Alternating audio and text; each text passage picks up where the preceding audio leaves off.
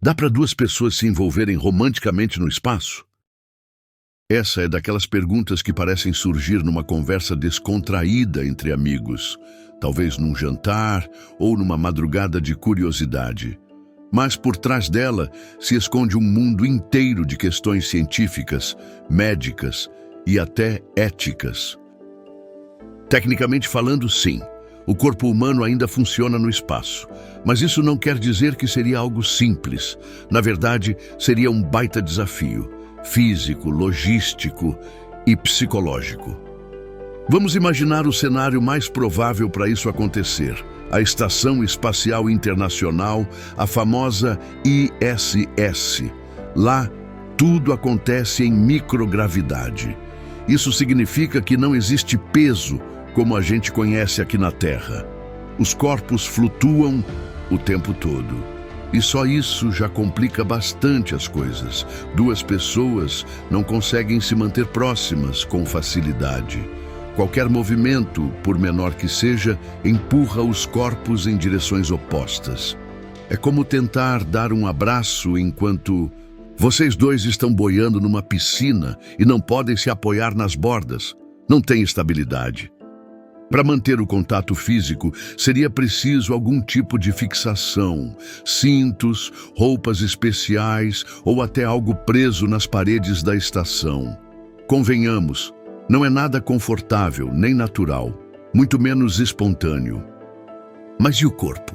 Será que ele continua funcionando do mesmo jeito nesse ambiente tão diferente? Em parte, sim. Hormônios como testosterona e estrogênio, que regulam grande parte do comportamento íntimo, continuam sendo produzidos normalmente. Só que o problema não é só esse. No espaço, a circulação do sangue muda bastante. Ele tende a se concentrar mais na parte de cima do corpo. Isso causa inchaço no rosto, aquela sensação de nariz entupido, e deixa a parte de baixo, digamos, com menos pressão. É como se o sangue tivesse dificuldade para chegar nas extremidades. Isso afeta diretamente algumas funções do corpo. Nos homens, pode dificultar a irrigação sanguínea em certas regiões. Nas mulheres, pode afetar a lubrificação natural e até a sensibilidade. O sistema cardiovascular já trabalha dobrado no espaço.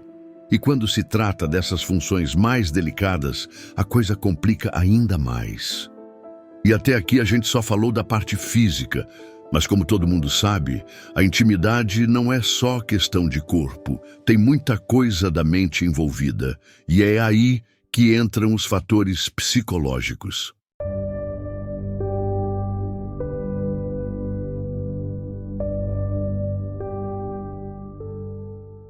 Mesmo que o corpo consiga funcionar no espaço, a parte emocional e psicológica também entra em jogo. E, sinceramente, o ambiente lá em cima não ajuda muito. Para começar, na Estação Espacial Internacional quase não existe privacidade. Quase tudo é monitorado por câmeras e sensores, por questões de segurança e para manter o controle dos sistemas da nave. E não é por mal, é porque a estação foi feita para pesquisa científica, manutenção e sobrevivência. Intimidade? Isso ficou na Terra. Além disso, a rotina de um astronauta é puxada. Os horários são super controlados, as tarefas são muitas e o cansaço bate. Imagina seguir uma agenda cheia todos os dias em um lugar apertado, sem janelas de verdade e ainda tendo que se preocupar com cada pequeno detalhe para sobreviver. E tem mais, o ciclo de sono é completamente diferente do nosso. A estação dá uma volta inteira na Terra a cada 90 minutos. Isso quer dizer que o Sol nasce e se põe várias vezes por dia. Resultado? O corpo fica confuso, o famoso relógio biológico, aquele sistema interno que regula quando a gente sente sono, fome, disposição, fica bagunçado. A produção de hormônios importantes, como a melatonina, que ajuda a dormir, e até os ligados ao bem-estar e ao desejo, acaba sendo afetada. E claro, não dá para ignorar o estresse. Viver num ambiente fechado, longe de todo mundo que você ama, sem natureza, sem cheiros familiares, sempre com algum risco à espreita, tudo isso pesa. O humor muda, a motivação oscila e o emocional precisa se adaptar o tempo todo. Já existem estudos que mostram, por exemplo, que o nível de testosterona nos homens pode cair durante missões espaciais longas. E isso tem a ver com esse estresse constante e com o fato de que o corpo funciona diferente quando está fora da Terra. Ou seja, mesmo que alguém lá em cima tivesse vontade de criar um clima, o espaço não colabora muito. É um ambiente feito para ciência, sobrevivência e adaptação. E isso muda completamente a forma como o corpo e a mente lidam com qualquer tipo de aproximação afetiva.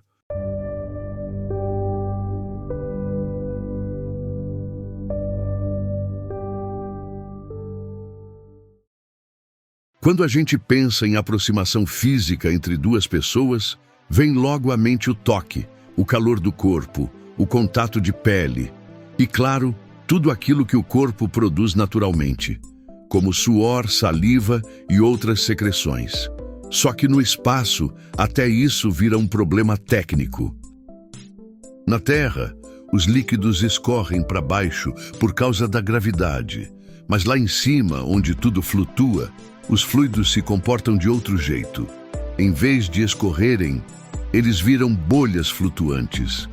Sim, até o suor pode formar uma bolinha no ar e ficar boiando por aí. Parece inofensivo, mas não é. Essas gotículas podem grudar nas superfícies, nas roupas, ou pior, nos equipamentos.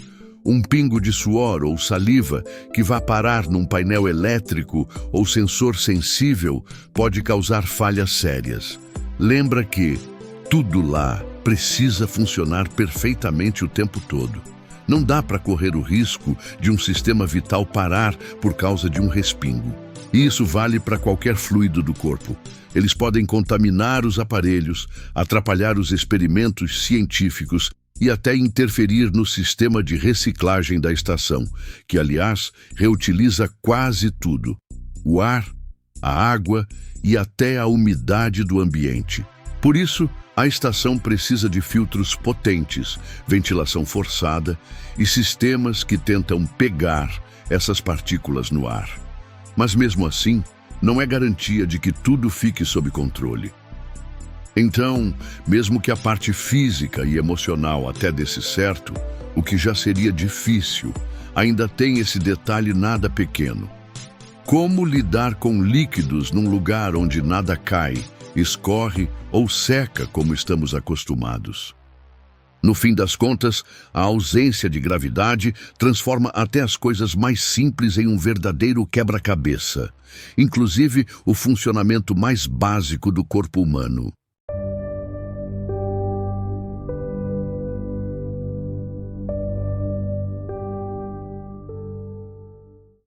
No fim, pode até parecer que tudo isso é só uma curiosidade, um detalhe técnico sobre como o corpo reage fora da Terra. Mas a verdade é que entender esses desafios vai muito além de matar a curiosidade.